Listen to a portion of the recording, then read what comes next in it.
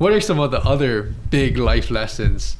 And maybe this is later in your career, right? Maybe it happened in that last few seasons of pro ball. Yeah. But what are some other life lessons that you think you're definitely applying to your work now, and it's definitely helping you to succeed or learn more faster? Yeah. I think we touched on it, but the biggest one, and we definitely talked about it last time, is just like focusing on what's in your control. Yeah. I think we definitely touched that on that already, but you know, that was the biggest thing. Like everyone always says that when you're younger, just focus on what you're in control. Don't worry about them. Just focus. But I never really learned it or kind of accepted it until I started playing pro. You know, there's so much out of control. Like the bus schedule's messed up. We got to travel through this seats. Like I'm not playing. You're not spoiled either, right? Yeah. But you know, this coach does this. Like just okay, you got to go work harder. You got to go communicate with them better. Like it's just you can only focus on what's in your control. In work, you know, being a project engineer, like there's stressful days. There's stuff that doesn't go right, and at the end of the day, like you can't go in the past. Like we just have to worry about the now and fix it now. So we just gotta fix it. Like there's always a solution, and just to move forward. It's just kind of like that's the biggest takeaway for me. I was talking to a friend. He got a contract to play in India, actually, and just the one advice, just like focus on what's in your control. You know, there's going to be all this stuff. If your team starts losing, winning solves everything. But if you start losing, they're going to start nitpicking, like, you know, not putting enough effort here or there. They're just going to nitpick so many little things. So just focus on your control, make sure you're doing it right. It's all you can do, and just do your job. So, well, first thing, I didn't even know that they had a professional league in India. I didn't know either, actually. Apparently it's pretty cool. There's different rules, apparently. Huh. Interesting. We got to look it up on YouTube or something. It's more like a showcase, I think. Yeah. And then the second thing is like, it's so cliche, right? But it's so true. It's like, you can't dwell on all the things that you can't control and get all bent out of shape, and then it affects your performance or affects your progress, you just right? lose energy. Yeah, and then it's wasted energy in the wrong area when you can focus on all the things that you can control. Yeah. It's funny too, because when you say, you give these examples, right? There's so many things, no matter how much you try to make game day or the season perfect, it's not going to be perfect. There's going to be all of these obstacles that definitely are going to test you, right? Yeah. Or even be, you know, like lead to coping with adversity, right? Because there's so many things that affect you on a daily basis. Yeah. Now, this is kind of going off on a tangent, but maybe just a funny story for those that are still listening. When you say about, you know, the bus breaking down and stuff. Yeah. I don't know. Maybe I'm just a little disappointed that football's done now. So maybe that's why I'm thinking about all of this. But that does actually happen, because one time when I was in Detroit, so we had to drive from our practice facility to the stadium. It's about a 25-minute drive or something, 20-minute drive or so. Okay. But we're in traffic, right? Because everyone's going to the game. Yeah. So on the freeway, underneath like an overpass. Yeah, we had two buses.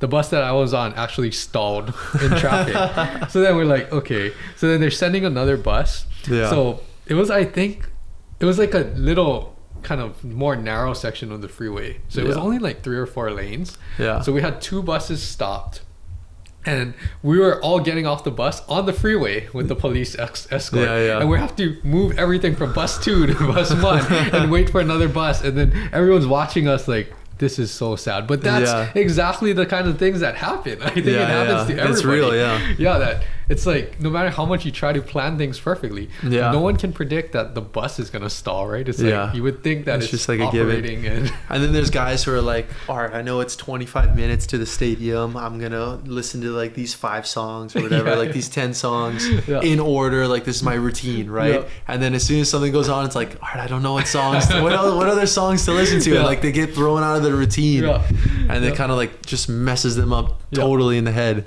That's just some funny stuff. I'm glad that you said that too. So a follow-up question to that. With you as an athlete, or what you preach to your players that you coach, right?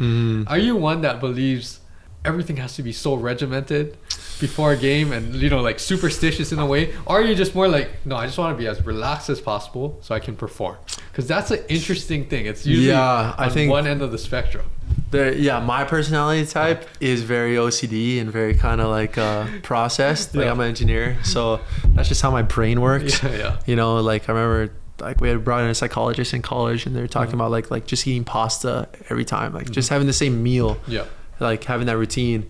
And I started picking up, and I really need that. Like I need to go, like sometimes when I don't have a good warm up, like I need to build that confidence. It's all about momentum. Like I need that confidence. I'm kind of like a rhythm player. I started realizing that later on, and I need to get in that rhythm and start building that rhythm from the start. Got it. Even before we're on the court, you know, like getting the headphones on, just kind of getting in my zone. Yep. Looking over the plays, like just going through it in my mind, like what I want to do the first shot and stuff, or I need that 10 passes so I can get confidence. Passing back and forth, 10 sets. So like, all right, setting's good, check that off. Passing's good, check that off. There's guys like, all right, stop acing me. I just want to feel like a good pass, and like I get a kill, and then we play. And then there's guys who just like more free than that, which I'm very envy of because I can't do that. It's very different. Yes. Yeah. So for athletes that are like you, that you have this routine and they want to feel good about all of the warm-up tasks and all of this, when it doesn't go good on those tougher days, how do you snap out of it, or how do you fight through that? What's some of your strategies, I guess? Just start building from zero. Like just start building that rhythm, you know.